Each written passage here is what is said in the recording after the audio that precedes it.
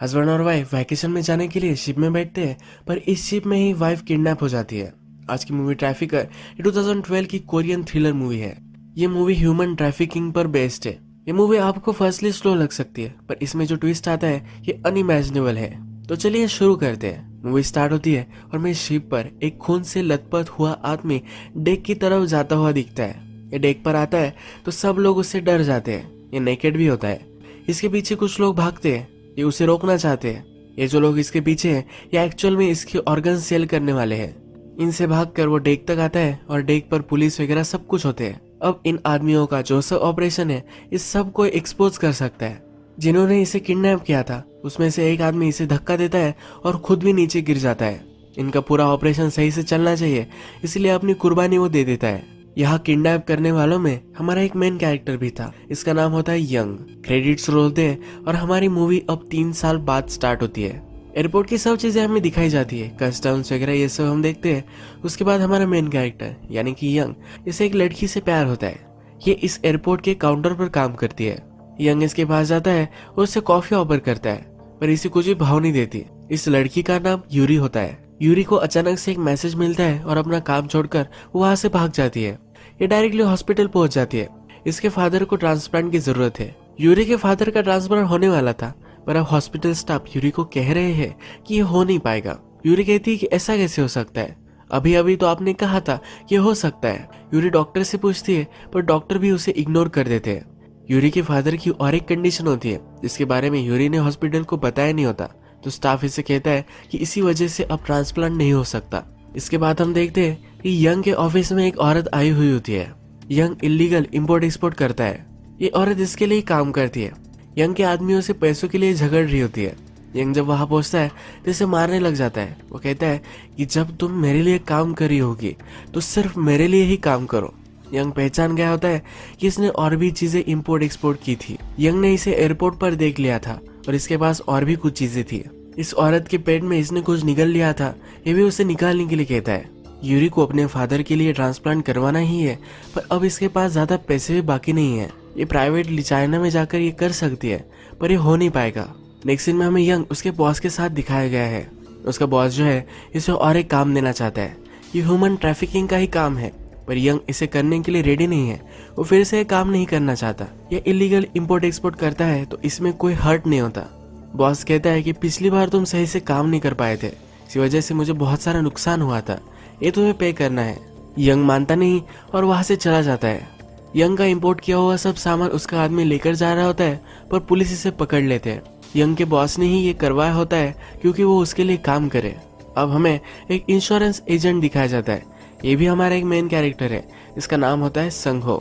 उसका work complete करने के बाद अपनी बीवी चिही के पास वो आता है। चिही और संघो अब वैकेशन के लिए चाइना जाना चाहते हैं। चिही एक आर्टिस्ट होती है और बहुत ही एक्साइटेड होती है। नेक्स्ट सीन में हम देखते हैं कि यूरी अलग अलग बैंक में जा रही है और पैसों का इंतजाम करना चाहती है, पर उसे कहीं भी पैसे नहीं मिल रहे हैं। एक बैंक के बाहर यंग उसे मिलता है। यंग उसे बातचीत करना चाहता है, पर ये इंटरेस्टेड नहीं होती। यंग अब चिढ़ जाता है। वो कहता है, तुम्हें क्या लगता है कि मैं रिटायर्ड हूँ? मैं पागल नहीं हूँ। जब मैं तुम्हारे साथ होता हूँ, जब तुमसे बात कर रहा होता हूँ, तभी ऐसा बर्ताव करता हूँ। मैं ऐसे जनरली बहुत ही कॉन्फिडेंट हूँ, पर तुम्हारे सामने सब गड़बड़ हो जाती है। यंग फिर गुस्से में ही यहाँ से चला जाता है। यंग को जब पता चलता है कि उसका सब सामान पकड़ा जा चुका है तो अपने बॉस के पास हो जाता है। इसे बहुत मारता है। बॉस कहता है कि फिर मैं क्या करता, तुम मेरा काम कर ही नहीं रहे थे। यंग अभी भी नहीं मानने वाला, तो बॉस कहता है कि तुम यूरी के लिए करो, उसे बहुत सारे पैसों की जरूरत है। अब यूरी के लिए ये काम करने के लिए यंग रेडी हो जाता है। ये हमेशा ट्रैफिकिंग शिप पर ही करते हैं, तो इस शिप पर कस्टम वालों को, शिप के स्टाफ को, इन सब को यंग जाकर पैसे देकर आता है। इसके बाद हमें दिखता है कि यंग एक डॉक्टर के पास आया हुआ है। ये डॉक्टर इन्हें ट्रैफिकिंग में हेल्प करता है।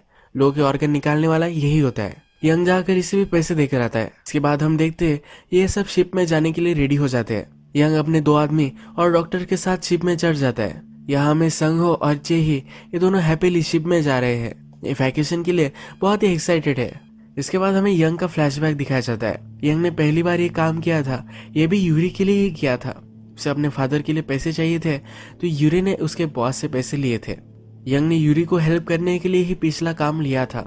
इस शिप पर यूरी और उसके फादर भी होते हैं। यूरू को यंग के बॉस ने पैसे दे दिए हैं, तो अब उसके फादर को लेकर वो शिप में जा रही होती है। ये सब चाइना जा रहे हैं। चिही को उसका रूम बहुत पसंद आता है। रात में हम देखते हैं कि चिही डेक पर आती है, वहाँ यूरी भी खड़ी हुई होती है। ये दोनों एक दूसरे से बात करने लग जाती है। वो किसके साथ आई है एक दूसरे को बताती है। चिही के हेयर्स हवा से बहुत ही उड़ रहे होते हैं, तो यूरी उसका हेयर बैंड उसे देती है। यंग का आदमी डॉक्टर के पास जाता है और उसे कहता है कि ज्यादा कुछ पीना मत, पिछली बार डॉक्टर पी रहा था, इसी वजह से गड़बड़ हुई थी। इस शिप पर यंग और यूरी एक दूसरे से मिलते हैं, तो यूरी उसे सॉरी कहती है। यंग अभी भी उससे नाराज है, तो इसे इग्नोर करता है। चिही फिर से अपने रूम में जाती है। ये संगो के साथ होती है, तो संगो कहता है कि मुझे बहुत ही भूख लगी है, हमारे लिए जाकर कुछ लेकर आता हूँ। जब ये बाहर जाता है तभी हम देखते हैं कि यंग और उसकी सब टीम चिही को किडनैप कर कर लेकर जाते हैं। वो उसे बेहोश कर कर पाथ में लेकर आते हैं। ये बहुत ही बड़ा रूम होता है जहाँ पर वो अपना काम कर सकते हैं। संगो बहुत ही डर जाता है, सब जगह ढूंढने लग जाता है। शिप के कैप्टन के पास जाता है, उन्हें कहता है कि सब अनाउंसमेंट कर दो, मैं मेरी वाइफ को ढूंढना चाहता हूँ। कैप्टन कहता है कि सब लोग अब सोए हुए हैं, या तुम्हें कुछ समझ में नहीं आता, अगर मैंने अनाउंसमेंट की तो सब जग जाएंगे। उसका मान नहीं रहे होते। संगो यूरी को बाहर ही खड़ा हुआ देखता है, उसे पूछता है क्या तुमने व्हील चेयर में किसी लड़की को देखा है। यूरी तो चिही से मिली ही थी, तो अब इसे हेल्प करने लग जाती है। अब बाथरूम में यंग चिही के सब ऑर्गन निकालने वाला है। यंग जब चिही को देखता है तो वो उसे पहचान जाता है। अब इसे फ्लैशबैक में याद आता है कि 3 साल पहले जो आदमी मरा था ये इसकी सिस्टर है। यंग बाथरूम से बाहर निकलता है, आसपास कोई है तो नहीं जो इन पर नजर रख पाए, इसके सब वो ध्यान रख रहा होता है। ये ऊपर चढ़कर जाता है, तभी से मालूम होता है कि संगहो और यूरी ये दोनों चिही को ढूंढ रहे हैं। यंग अब सावधान हो जाता है। डॉक्टर ऑपरेशन के लिए रेडी होता है, पर तभी चिही कॉन्शियस में आ जाती है। वो चिल्लाने लग जाती है। ये चीखें संगहो और यूरी सुन लेती है। ये चीखों को फॉलो करने लग जाते हैं। यंग इन्हें रोकने के लिए बीच में ही टकरा जाता है। ये जल्दी से जाना चाहते हैं, पर इन्हें वो रोकता है। यूरी से कहता है कि तुम तो किसी आदमी को डेट नहीं कर रही थी, अब ये कौन है। यूरी कहती है ऐसा कुछ भी नहीं है। संगो कहता है क्या तुमने व्हीलचेयर में किसी को देखा है। ये कहता है कि नहीं, मैंने एक अड़ियल सी लड़की को देखा है। यूरी को अभी भी वो ताना मार रहा होता है। संगो और यूरी बाथरूम से आवाज आ रही है ये फिगर आउट करते हैं। ये आगे जाते हैं, पर ये डोर लॉक्ड होता है। डॉक्टर और यंग के आदमी को पता चल जाता है कि कोई तो यहाँ है। वो जल्दी से चिही को उठाते हैं और वहाँ छिप जाते हैं। यंग संगहो को रोकने की बहुत ही कोशिश करता है। वो कहता है कि लगेज रूम से आवाज आ रही थी, पर ये रुकते नहीं। संगहो जब बाथरूम में घुस रहा होता है तो यंग का आदमी नेकेड होकर बाहर आता है। ये कहते हैं कि तुम यहाँ क्या कर रहे थे। ये आदमी कहता है कि मैं तो नहा रहा था। संगहो कहता है कि क्या तुमने व्हीलचेयर में किसी को देखा है। ये आदमी कहता है कि ये मेंस बाथरूम है, यहाँ कैसे हो सकती है। संगहो फिर भी अंदर जाकर देखना चाहता है। वो अंदर जाता है, पर सब लोग छिपे हुए होते हैं, ये किसी को भी ढूंढ नहीं पाता। संगहो अब लगेज रूम में जाना चाहता है, पर स्टाफ अब उसे कॉपरेट नहीं कर रहा, उसे इसकी परमिशन नहीं देता। संगहो बहुत ही चिढ़ जाता है, पर इसके लिए वो कुछ कर भी नहीं सकता। यूरी की फादर की तबीयत जरा खराब हो जाती है, तो उसे कॉल आ जाता है। संगहो को छोड़कर वो चली जाती है। संगहो को अभी भी लग रहा होता है कि बाथरूम में कुछ गड़बड़ हो रही थी। जब वो वहां जा रहा होता है तो यंग का आदमी एक बड़ी सी चीज लेता है, इसके सर पर मारता है और इसे बेहोश कर देता है। इसके बाद हम देखते हैं कि चिही का ऑपरेशन हो चुका है और चिही की बॉडी वो एक बैग में डाल रहे हैं। जब सुबह होती है तो संगहो अपने रूम में उठता है। फिर से सब लोगों से वो इंक्वायरी करने लग जाता है, पर कोई उसे कहीं भी नहीं मिलता। अब वे चाइना में पहुंच चुके हैं।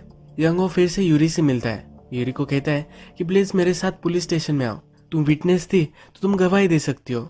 यूरी को अपने फादर का ऑपरेशन करवाना है, उसके पास टाइम नहीं है, तो वहां से वो चली जाती है। संगहो बहुत ही रोता है। अब हम देखते हैं कि सब लोग शिप के कस्टम्स में आ चुके हैं। यहाँ पर एक औरत के पास इन सब लोगों ने ऑर्गन्स दे दिए हैं। इन्हें एक लॉकर में गाड़ी की चाबी भी मिल जाती है, जिससे वो यहाँ वहाँ जा सकते हैं। इनके पास पैसों का एक बड़ा सा बैग होता है जो चाइना को ऑफिसर को देना चाहते हैं। ये बाहर जाते हैं, जिस गाड़ी को उन्होंने असाइन किया होता है इसकी डिक्की में वैसे रख आते हैं। ये औरत जब कस्टम्स में पहुंचती है तब उसके पास ऑर्गन्स होते हैं, ये पकड़ी जा सकती है, पर जो ऑफिसर होता है इसे चेक ही नहीं करता। इस ऑफिसर को पहले ही कॉल आ चुका होता है कि पैसे सब मिल चुके हैं। अब ये सब सक्सेसफुली वहां से निकल जाते हैं। संगहो पुलिस स्टेशन जाता है और इसकी कंप्लेंट करना चाहता है। सब रिकॉर्ड जब निकाले जाते हैं तो संगहो अकेला ही आया था, यही रिकॉर्ड होता है। संगहो का कुछ भी दिमाग काम नहीं कर रहा होता। इसके बाद हमें फिर से 3 साल पहले का फ्लैशबैक दिखाया जाता है। यंग के फ्रेंड ने यंग को बचाने के लिए अपने आप की कुर्बानी दे दी थी। उसकी एक सिस्टर भी थी, यही चिही है। यंग का फ्रेंड मर गया तो उसके बाद फ्यूनरल पर चिही को सब पैसे यंग जाकर देकर आया था। फिर से हम प्रेजेंट देखते हैं और यंग टैक्सी में होता है। टैक्सी में उसे गैंग का एक आदमी लेने के लिए आया हुआ होता है। इस आदमी को कॉल आता है, उससे कहा जाता है यंग को अब उसे मार देना है। यंग को भी शक चला जाता है। डॉक्टर उसकी यहाँ एक गर्लफ्रेंड होती है तो उसके साथ चला जाता है। यंग और उसका ड्राइवर जब आगे जाते हैं तब एक गलत रास्ता ले रहा होता है। यंग जब इसे पूछता है तो कुछ बोल नहीं रहा होता, तब यंग इसे मारने लग जाता है। यंग इसे मारकर गाड़ी से बाहर फेंक देता है और खुद गाड़ी चलाने लग जाता है। इसके पीछे सब गुंडे लग जाते हैं। यंग वहां से जल्दी से भाग जाता है। यंग के 2 आदमी हमें रिवर के पास देखते हैं। इसमें से एक बहुत ही भोला होता है। इसमें से एक का नाम होता है यून। यून उसे कहता है कि जाकर टिकट बाय कर आओ। ये भोला टिकट बाय कर आता है, पर इसे एक ही मिला होता है। जून कहता है कि एक ही इनफ है। यहाँ पर जून इस भोले का मर्डर कर देता है और इसकी बॉडी रिवर में डाल देता है। इसके बाद हम देखते हैं कि डॉक्टर के पास चीही की बॉडी है। वो अपनी गर्लफ्रेंड के साथ उसके घर पर आया हुआ है। जब दोनों इंटीमेट होते हैं तब चीही बॉडी बैग से बाहर निकल जाती है। वो अभी भी जिंदा होती है। ये कॉल लगाना चाहती है पर डॉक्टर इसे स्पॉट कर लेता है और उसका कॉल बंद कर देता है। डॉक्टर कहता है तुम्हारा लक अच्छा है। यंग बुरी चीजें करता है पर वो दिल का साफ है। एक्चुअल में यंग को ये काम नहीं करना होता, तो डॉक्टर से मिलकर चीही को बचाने का प्लान उन्होंने किया होता है। वो सिर्फ प्रिटेंड करते हैं कि चीही मर चुकी है, पर चीही को अब वो बचाने वाले होते हैं। हमने अभी अभी देखा कि जून ने उसके फ्रेंड का मर्डर कर दिया है। यंग के बॉस ने जून को कॉन्ट्रैक्ट दिया था कि अगर यंग ने उसे डबल क्रॉस किया तो सब लोगों को वो मार दे। यही काम अब जून कर रहा है। डॉक्टर के घर का पता भी उसे मालूम है, तो वो घर में आ जाता है। डॉक्टर और इसकी फाइट होती है और ये डॉक्टर को मार डालता है। चीही को उठाकर अब वो हॉस्पिटल में लेकर जाता है। एक बड़े से हॉस्पिटल में ही ये सब काम चलता है। अब इस सब ऑपरेशन के बॉस से मिलने के लिए आता है। उसे जाकर वो मार देगा, इसका प्लान होता है। ये फेक ऑर्गन्स की बैग लेकर वहां पहुंचता है तो उसे अंदर आने देते हैं। आगे चलकर वो ऑपरेशन थिएटर में देखता है तो वहाँ चीही होती है। चीही को अब मार दिया गया है और उसके सब ऑर्गन्स निकाल लिए गए हैं। पीछे से हमें संगो आता हुआ दिखता है। यंग ने संगो को एक नोट दी थी जिसमें लिखा हुआ था कि चीही अभी भी जिंदा है। डॉक्टर के घर का पता उसने दिया था। संगो ही चीही को मारकर उसके ऑर्गन्स निकालना चाहता था।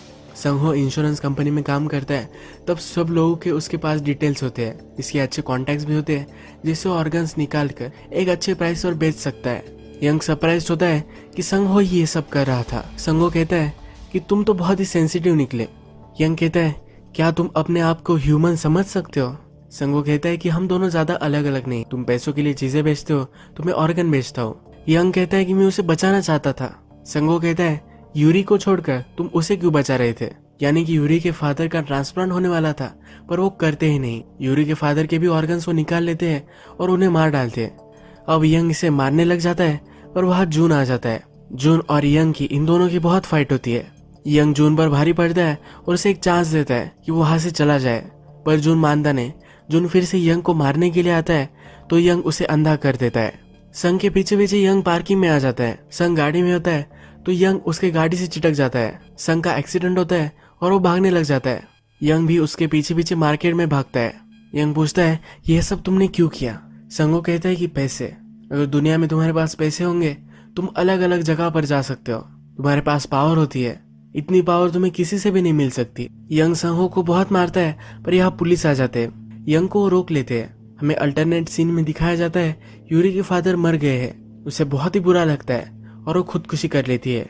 संगो को ये मालूम होता है और वो यंग को बता देता है। यंग अब बहुत ही चिढ़ जाता है, पुलिस की गन लेता है और संगो को बहुत सारी गोलियां चलाता है। अब हमें न्यूज दिखाई जाती है, हमें पता चलता है यह सब ट्रैफिकिंग चल रही थी। इसमें सब लोगों को यंग पकड़वा देता है।